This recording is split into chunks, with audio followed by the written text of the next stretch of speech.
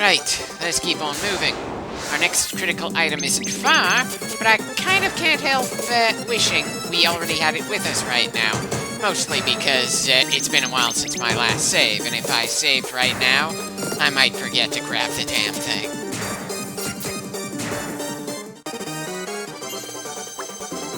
Okay, so Tyson was temporarily blinded there. Thankfully, blindness, much like paralysis, is a status effect that stops being a thing the instant the fight is over in this game. It's not something that lingers.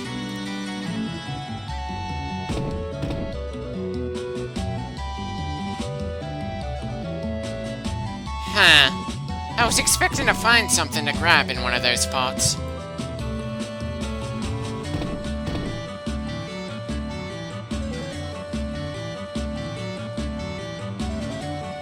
Pretty large cave for someone that lives alone.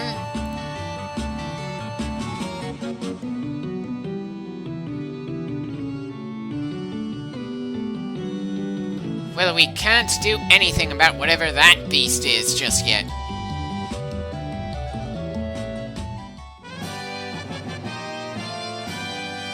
This really would have been nice to have earlier, if only so we wouldn't have to go to another trip into those damn caves. Ah well, guess we're heading back to town for some rest. Then we go to Cornelia for some more potions before heading back into the Earth Cave. Again, it's not like we're in any real hurry at the moment. It doesn't matter if we clear out the corruption in the Earth Cave in this clip or several hours from now. The world is gonna stay in the same state. Hell, I wouldn't be surprised if there's going to be very little indication of us actually solving that part of the global problem when we actually manage it. Maybe I'm wrong. After all, the game did show the bridge being built and a canal being explosively constructed. Despite how old the game is, they aren't shy about letting the environment get changed with our actions. Still, the overworld has plenty of green on it as it is. I cannot really imagine them doing anything that would make it look even more vibrant and alive than what we can see as is. And I severely doubt that the dead in Melmond are gonna come back to life when we're done. Ugh.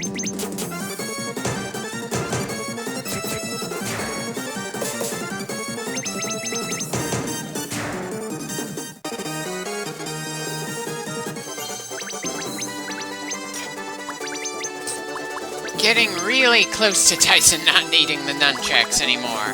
So unless a later town has even more capable nunchucks, he's gonna have to deal with things with his bare hands soon. I know it's one of the visual indicators for us going through a status effect of some kind, but I don't think that Boromir really should have gone down to one knee because he was inflicted with blind.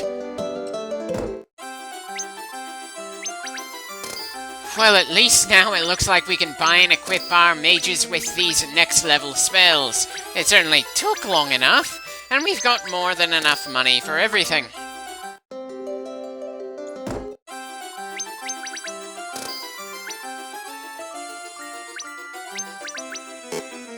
Huh. Why is teleport black magic instead of white magic? Not that it's a big deal, I'm just a little curious.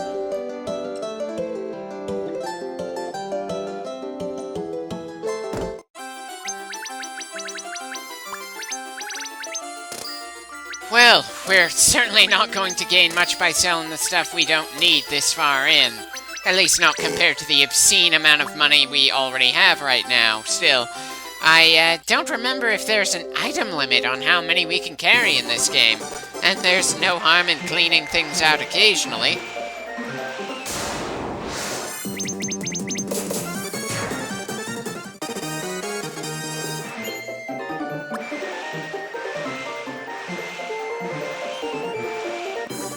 Right, back to Cornelia, the closest thing to home that our blank slate heroes have.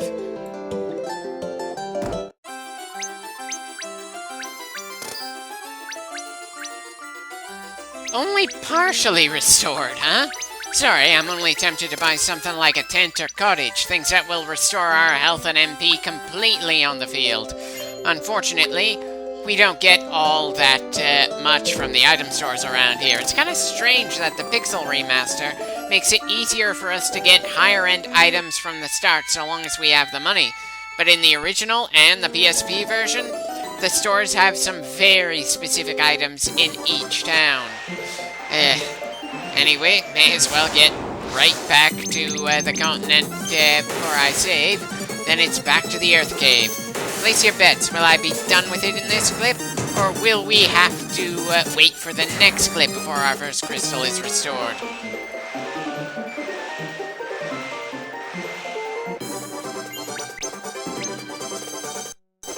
Wonder how long that money is gonna last. Will we spend it all the moment we get to the absolute next town?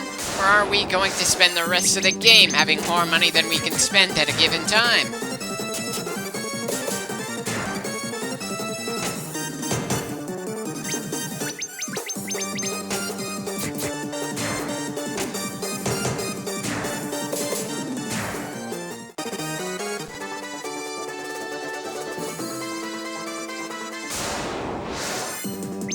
Yeah, definitely feels like we graduated from dealing with ogres a good while ago.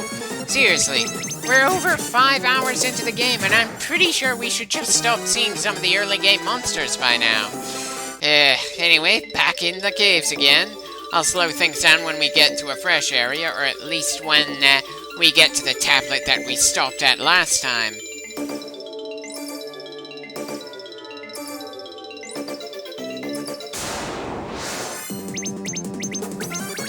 Well, at least Wesker has been getting a good amount of exercise throwing around fireballs. I should probably consider using other spells for the sheer sake of visual variety, though. But I suppose I'm the complacent sort. If I don't see the need to change things up, then I probably won't. I'll just stick with what I know absolutely works. That sort of attitude's managed to get us this far, so it's gotta count for something.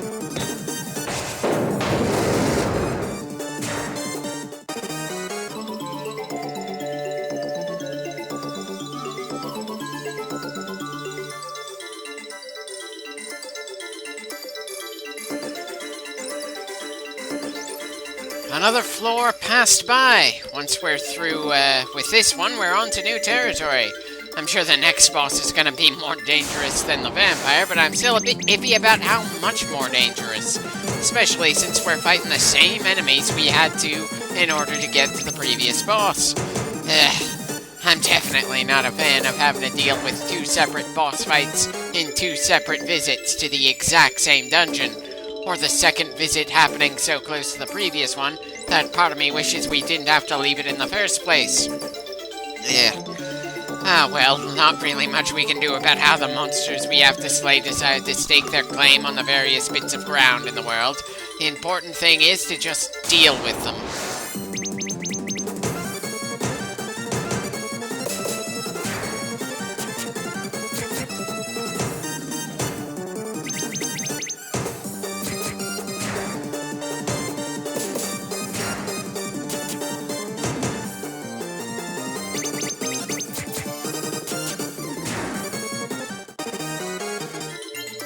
At least we aren't spending all that many potions on floors that we already essentially cleared. That's gotta be worth something. But with the amount of money we have, we should be able to easily double, if not triple, the number of potions we bring along as we work our way to the next major encounter. Why the hell did I decide to stick with just 20 per trip here? Well, we made it to the next floor, and if I remember correctly, this dungeon has 5 in total. So we're not far from finishing things off here for good. Assuming, of course, I don't pull back to supply myself again, or because of MP issues, we should be able to finish things, but can't know until we get to the end of the clip.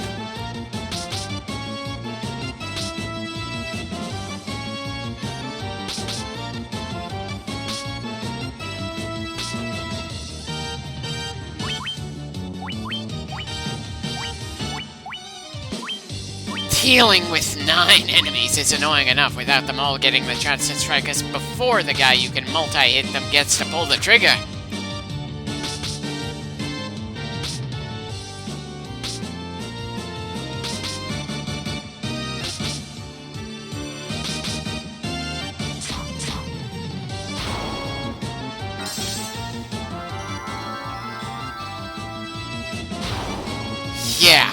Really should have gotten through that one faster. I wish there was a way to be able to tell who is going to get to move first around here. But as far as I can tell, it is completely random what order anyone strikes. The speed stat doesn't really determine if you're going to strike before the enemy does, like it would in a Pokemon game. It determines how many physical strikes you land in a single turn. So the Rogue class can get quite the damage boost, since he's the fastest of the classes you can pick up to start off with. Bit of a shame that a good balanced team in this game has a black mage and a white mage. Though it is actually pretty possible to beat the game with any team of 4, or even if you're going for a challenge, a team of maybe 1. Maybe one of these days I should probably set up a more physically oriented team just for the fun of it. Not something I'll record, but That's actually one of the biggest advantages of Final Fantasy I over all the others. With the lack of much of a story, it's pretty easy to just sit down and replay the game. And as absolutely amazing as the other games in the franchise can be, I'm sorry to say that the more complicated, intricate, and well-made the story is, the less often I tend to feel tempted to replay it. And if anything, though, that kind of thought process is part of why I dropped off of Pokemon, because since every game has such a simplistic, easy-to-replay story, why in the hell would I keep getting more and more of the same if I've already got 3 generations that scratch that itch for me?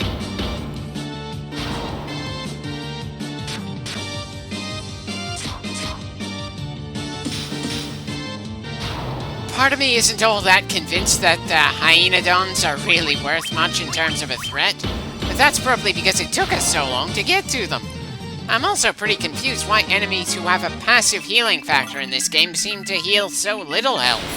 I mean, sure, you don't want them completely healing too fast, or it'd get frustrating for the player to bring them down, especially if they're not an explicit boss. But the weakest hits we've got are doing more damage than they can heal. So I can't help feeling that the healing factor is just kind of a waste for them. And I'm pretty sure that's going to be a bit funny thing for the entire franchise, really.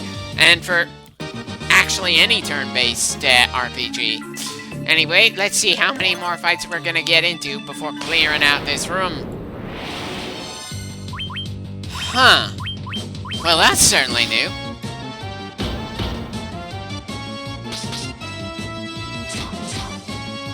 Oh dear, the bastard is resistant to physical attacks. Guess I can't really afford to take this guy on mindlessly. Or it could actually be so fragile that it doesn't matter that we hit it for less damage per hit than usual. Well, I certainly didn't see that one coming. Ah well, it's not like this game could have pulled off the whole riddle of the Sphinx here or something, but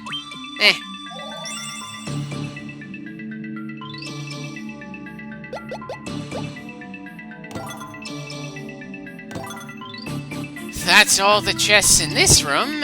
Onwards into the depths of this cavern. This is the second to last floor, after all, so we're definitely getting damn close to finishing things in the Earth Cave altogether. Not that the game has given us any real hints of what we're gonna be in for when we get to the final boss of the dungeon. We're just as likely at this point to run into Nosferatu as we are to run into a sandworm.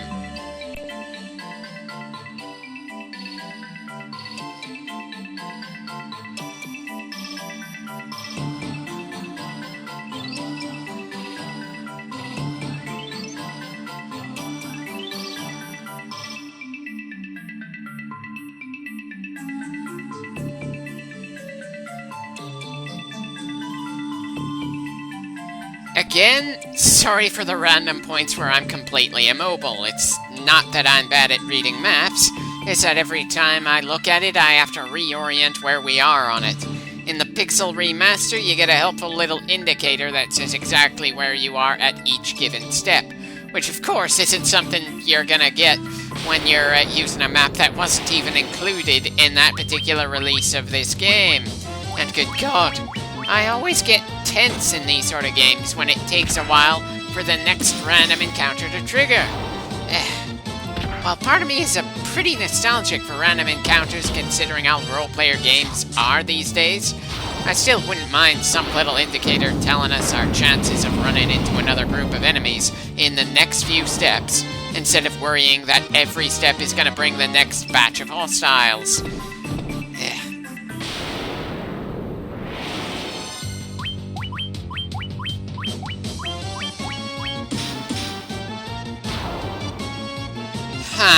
Certainly wasn't expecting to kill that ogre mage in a single attack. Really is a bit awkward that it takes us more time to kill the supposedly weaker version instead of the most current palette swap. Not that the chieftain lasted all that long either.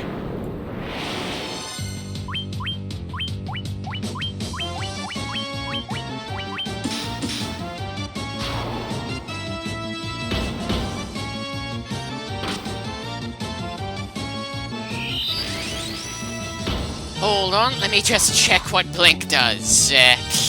Okay, it's a bit of black magic that makes the user more evasive. I suppose that could be annoying to have to deal with, but frankly our team has some absurdly high accuracy. That is definitely not going to save the guy. Still, I suppose it was kind of worth the effort.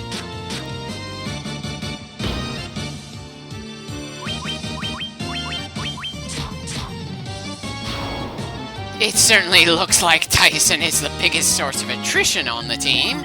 It's a bit annoying, really, but not much we can really do about that, since apparently armor doesn't work like it should with everyone else. At least there's not much more we can do that we haven't already been doing. I'm definitely gonna have to think about bringing more healing items in later dungeons, though. Especially since we're gonna be taking a lot more damage later on as we gain more and more health points overall. Hell, Tyson has been taking more abuse now than he possibly could have taken back when the game started. And this is the first of 4 major dungeons in the game where we restore the crystals. 15 clips in and we're still technically at the start of the journey. I'm really hoping that things start kicking up a gear or two once we're done here, but we'll just have to wait and see how things go.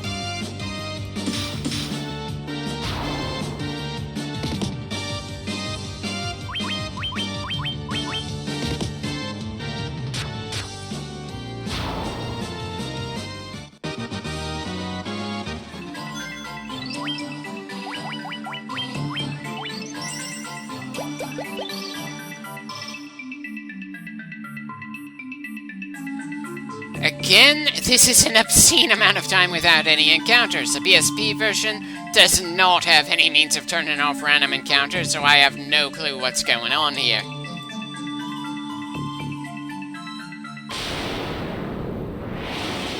There we go. Really wish I wouldn't feel so nervous when we haven't run into a random encounter for a good amount of time. Anyway, it looks like we're pretty close to finished with the 4th floor.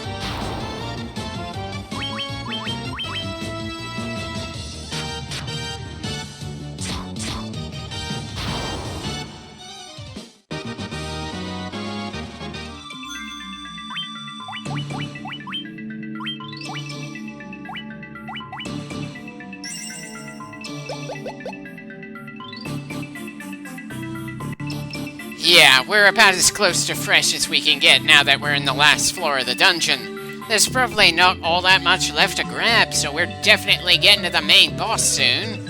I just wish the game would do more to give me a hint what that boss is gonna be.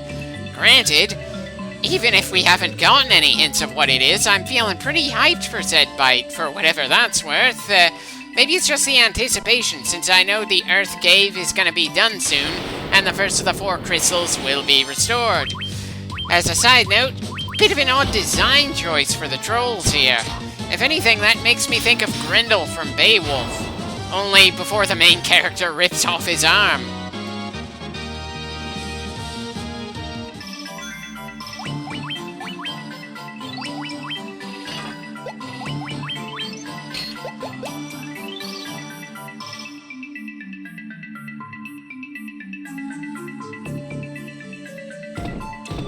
Anyone else ready for the big boss fight? Oh, we're just the 4 destined heroes.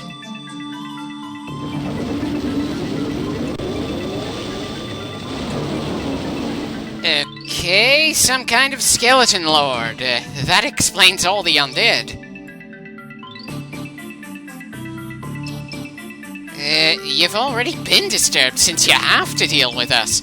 And excuse me for wishing you had a more distinct name. There are a lot of liches in fiction. And I'm certainly not going to call this guy the Lich King. Dear God, that is a much better character than this guy.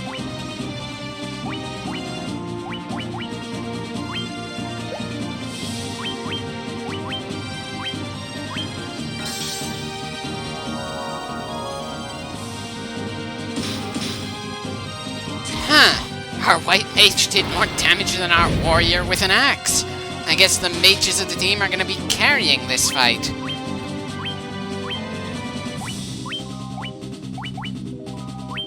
Considering the Lich is undead, it's probably do more damage to use Cure on him rather than Dia.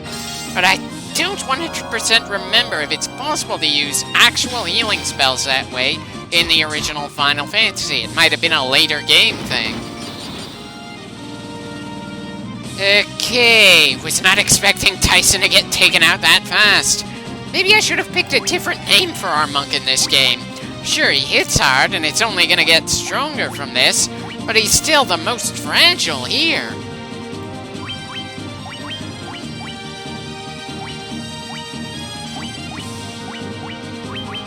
While the higher level spells might do more damage, it just feels right to attack a single opponent with attacks that are meant for only a single target.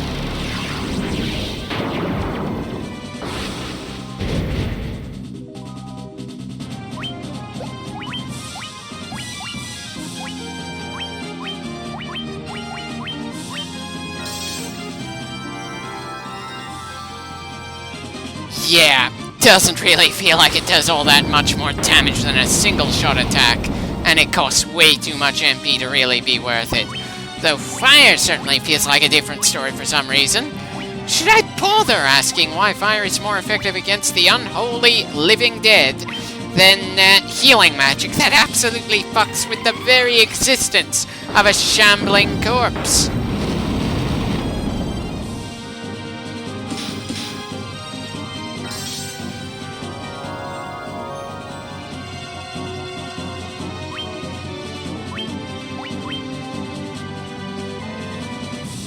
Kinda tempted to revive Tyson, but frankly, he wasn't really contributing much to this particular fight.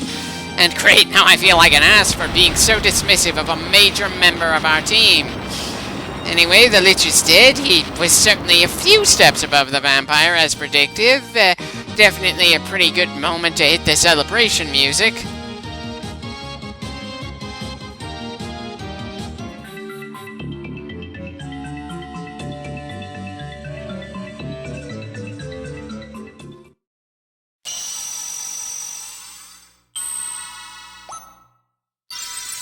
Okay, so the big crystal regained its color. Are there going to be any other signs that we've eliminated the taint that's been screwing over crops and wildlife? Ah, yes! One of the bonus dungeons that was only a thing in the PSP version has just unlocked. Interesting to see, but there's not much chance I'm gonna bother checking it out if I can help it.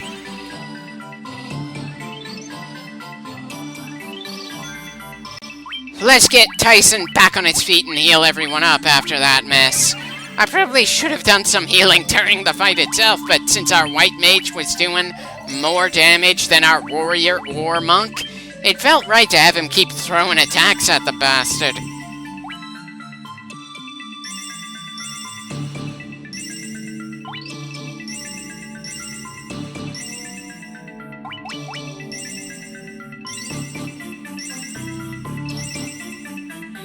Nearly done with the healing items probably means that leaving the dungeon conventionally would be a bit of a pain in the ass. Thankfully, beating the boss gave us a convenient teleporter to get out of here. I don't always use such a convenient thing in a game like this, and I'm certainly considering just walking out the old-fashioned way for the sake of gaining more money and experience.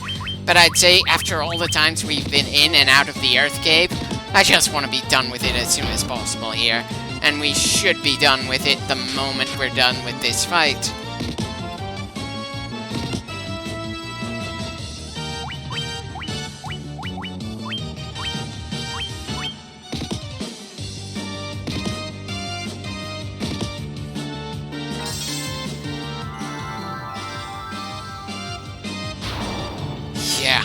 Tyson is definitely the most fragile of the team, and these guys love pounding on him.